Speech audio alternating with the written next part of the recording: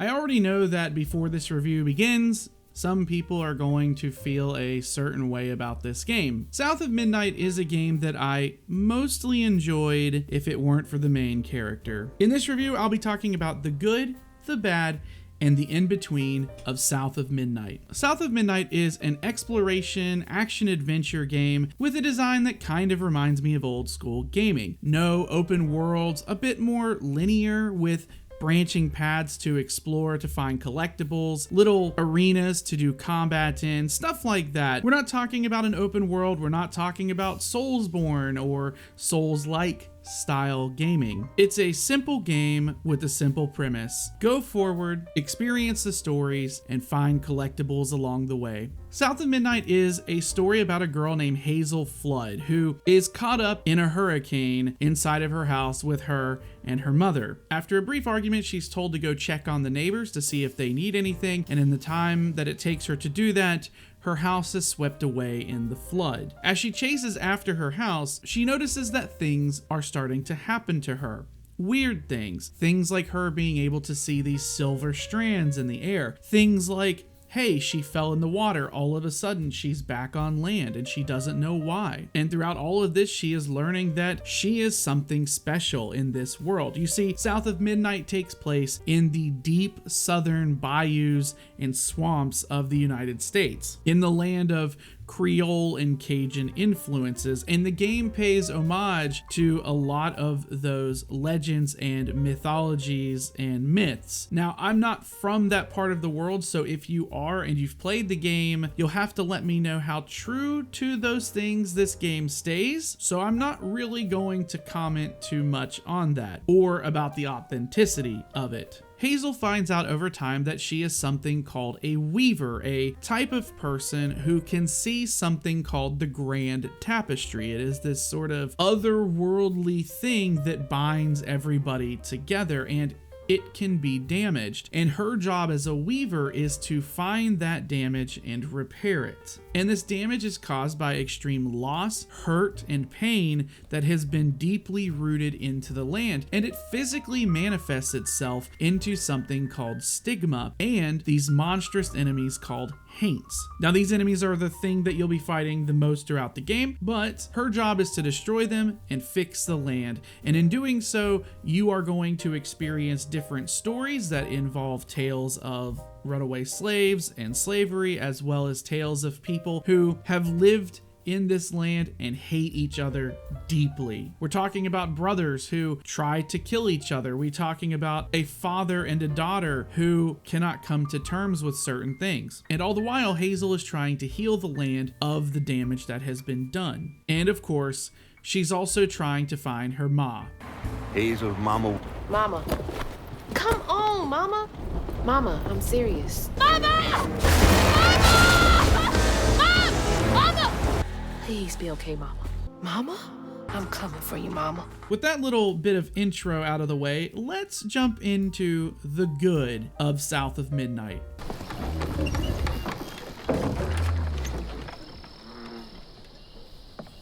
Can this take me to my mama?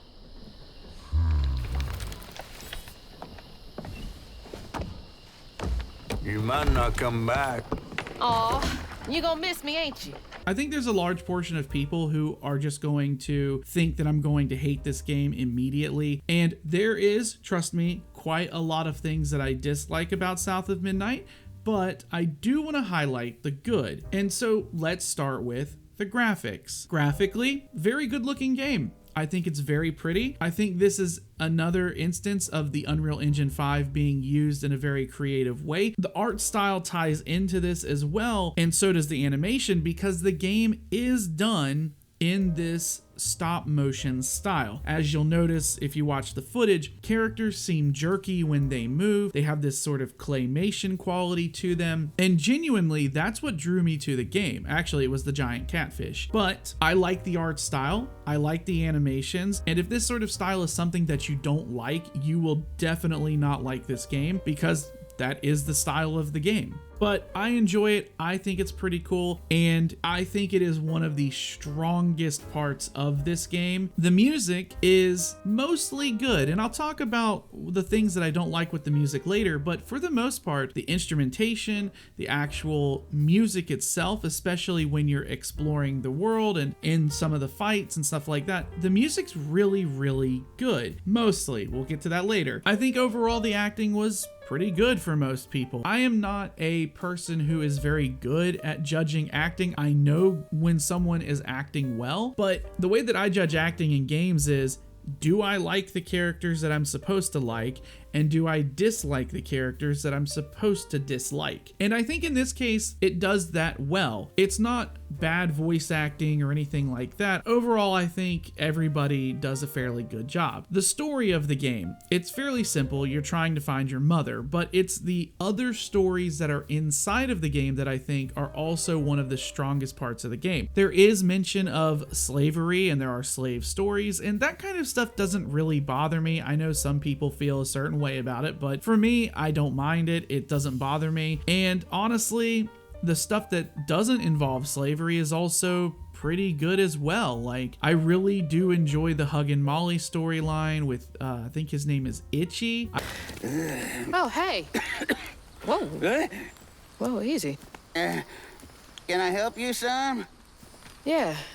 You know anything about that creepy old house up on the hill? Well, sure do. Sure do. Yes, that was once the home of Hug and Molly, the nasty she-devil who plucked all the little children in this here holler right out their beds. Oh, yeah, peel them good and use their guts for galluses. Me, they call me Itchy. I'm the only schoolboy she ain't never took. Ain't been easy reaching my golden years out yonder, but this here holler's better than old none. That's a nice story. You mind if I take a look around? Oh, sure don't, sure don't. You can see every place old Molly terrorized and more. Now for the low, low price of $1.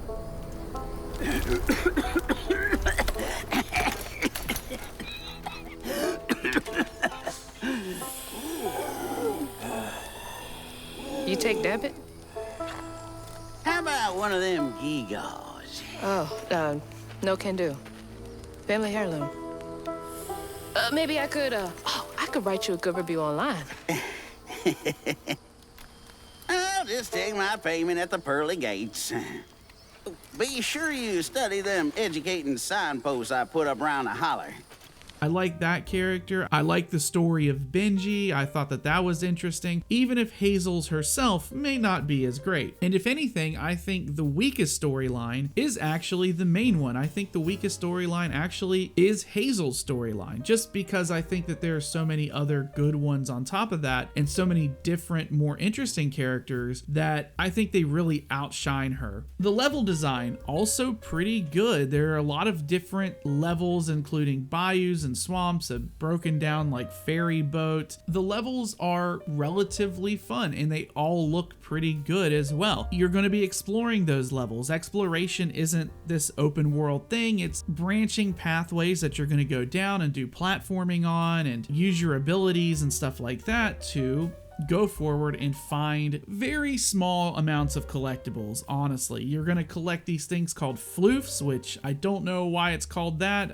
Has probably something to do with weaving, I'm sure. They are essentially skill points that you can put into your combat stuff, which we'll talk about later. And you can also find story collectibles that flesh out and further the storyline that you're currently exploring. You can also find little health upgrades that if you get 3 of them, it'll extend your health bar, and that's about it. Performance needs to be mentioned. Now for me, I am running on an RTX 4070. I have an i7 13700K and 64 gigs of RAM. I played the game on the setting right under max quality settings with DLSS set to quality and never had an issue dropping under 100 frames. I stayed in the 120 to 144 range the entire time, except for the cutscenes. The cutscenes, for whatever reason, will drop you down to 30 because I think they're hard locked to 30, and I'm not sure if that's to enhance the stop motion effect or what, or if they're pre-rendered or what have you, but it is kind of jarring to go from 144 just all the way down to 30. It's not desirable. I also had an issue, but it didn't pick up on the recording, of a section where my monitor just started flickering for no reason. I don't know if it's a G-Sync thing or what, but it happened during one of those 30 FPS cutscenes. Not sure what happened there. It never happened again, and it didn't even pick up in the recording, so I don't know what the deal is with that. I have heard people talk about performance issues with stuttering and stuff like that. I'm pretty sure that's an Unreal Engine 5 issue, but it should be mentioned that people have mentioned that. The last thing that I enjoyed about the game were the boss battles, with the exception of one boss battle. The ones that you do actively engage in terms of actual combat, they're okay. They have a gimmick to them that you need to figure out, and then once you figure out the gimmick, you repeat it a few times and you're gonna fight the boss and do damage, and then that's it. They're okay. There's nothing complicated about them. They're pretty easy. However, that can be said for the entirety of the rest of the game. So if you are looking for a challenge of any kind, you're gonna want to crank the difficulty up to max, because combat is easy as well. The boss battles are easy. I died one time in this game, and that was because I was in a chase sequence and I missed a jump and fell off and died, and then I had to restart. That was the only time I died. Any other time that you fall off of stuff, you'll respawn back on land, but you'll take health damage. So you don't die, you just take damage, and you can get your health back pretty easily. So the one time I actually did die was during a boss sequence where I had to run from the boss and I missed a jump, fell off, and I died.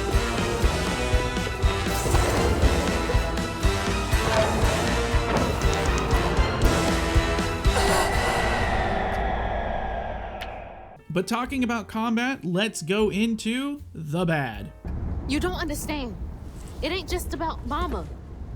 I'm seeing these things.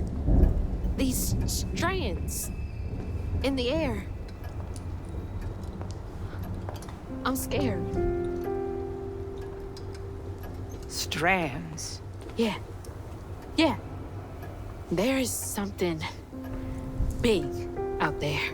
So there are three things in the bad section. The first one is combat. Combat is not very good in this game. It's very simple, and it is bad enough that they have even put in a game reviewer mode in the game that you can turn on and just skip combat altogether. I know it's not called game reviewer mode, but it might as well be. You can just skip combat entirely. And my thing is, if I have an option to skip combat, why was it even put in the game in the first place? But combat's very simple. On controller, you hit one button to attack, and that is your X button, and you have some spells. You do have some modifications to that attack. You can jump and ground pound. You can hold down X to do this charged attack that I never used, because the amount of time it takes to charge it to get a full charge, you're going to take a bunch of damage because the enemies will hit you while you're doing it. So I didn't even feel that it was worth it unless the enemy was stunned. You do have a few spells. You have the ability to freeze enemies, and they take more damage when they're frozen. You have the ability to push enemies, you have the ability to pull enemies, and you have this little puppet doll guy named Crouton that you can throw at enemies, and it will control them to be on your side for a little bit. And then you have a Y attack that you can hold, and it does like an AoE that will hit people with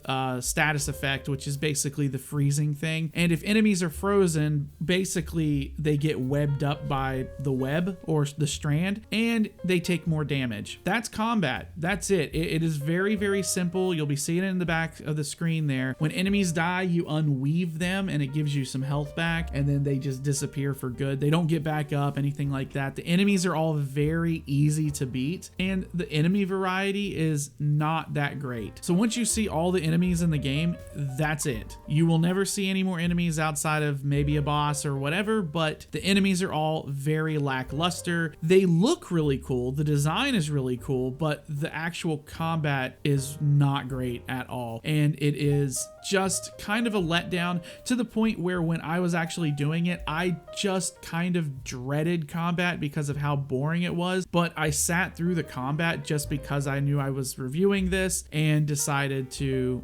engage with it the whole time. The thing about combat also is that you're not just fighting enemies as you're exploring. Every fight that you are in has a designated arena. So you go in, there's a big circle, you walk in, enemies spawn, you kill them, and then you walk out of the circle, and then you move to the next circle of enemies. That's it. The next thing is Hazel herself. There are a lot of characters in this game that I actively like. In fact, I like almost all of the characters except for Hazel. I cannot stand Hazel. She is actively the worst part about this game. She is obnoxious and unbearable, and the worst part about her is that she doesn't shut up. She never stops talking all throughout this game, and it's that sort of Borderlands millennial writing that is basically anything that happens, she has to make a comment about it. And it's this thing where people are just afraid of any sort of silence, because I think people are afraid that if players read something and the character doesn't say something, then that player is going to be free to make up their own assumption about what they just read. And so if the character says something, then they can guide the player in the direction they want them to think. And for me, that's really annoying. And so the problem is you never really get a chance to absorb the information without Hazel opening her mouth and yapping about it. As a perfect example of this sort of crappy Marvel-esque millennial writing, there is a scene where Hazel is being chased through this sort of streets of New Orleans, Nolans, if you will, and there is this monster that is chasing her, and it's basically a platforming running section, and you have to do this a handful of times. I can't remember how many times I had done this when this scene happened, but she comes out, the monster shows up, she looks at the monster, and she goes, "Get a freaking job," and then you start running. And it's like, really? That's what we're doing?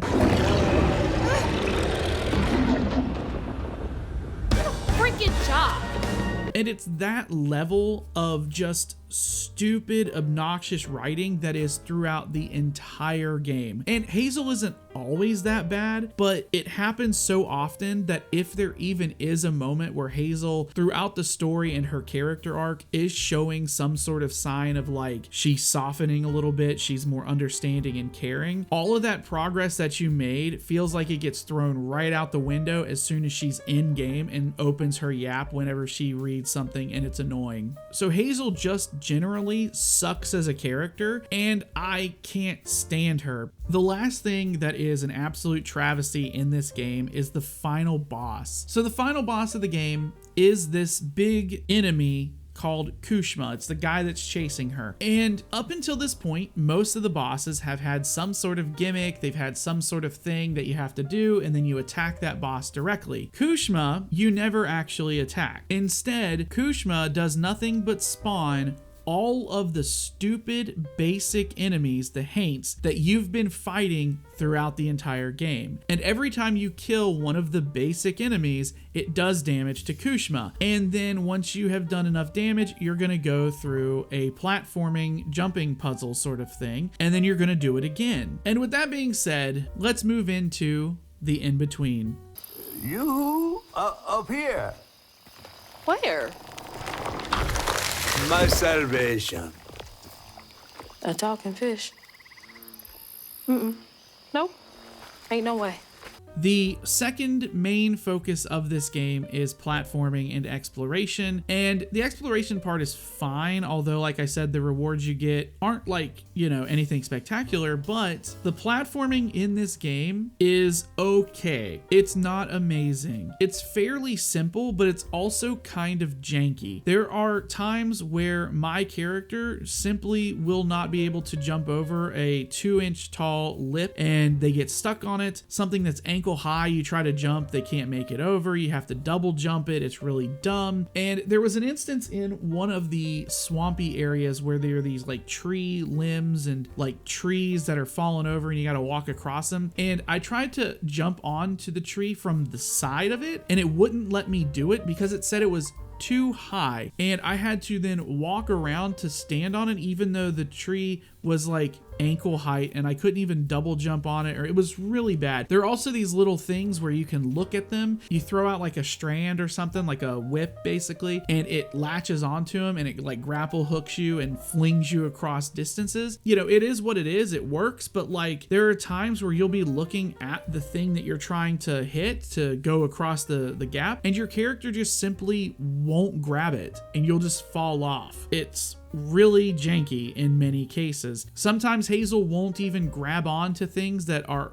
clearly climbable, and I had an instance, and I don't think I actually have it on footage. I had an instance where I was in a clock tower and there are these gears that move around and they have bars hanging on them, and I was jumping into the bar to hang on to it, and it took like 20 tries to get her to even grab it. Stuff like this happens quite often. It takes a system like platforming, which is relatively enjoyable, and it really drags down the experience. And then the last thing is music. So I did say that music was good, but I also said that the instrumentation was good. The music itself was good. I was not a fan of the lyrics of the songs, of some of the songs. Most of the songs in this game were pretty good or just okay. And then there are a few songs where the lyrics are, I would say, kind of too on the nose or corny and hokey, and that's pretty much it. That's South of Midnight, a game that is just simply okay. It looks great, the stories are good,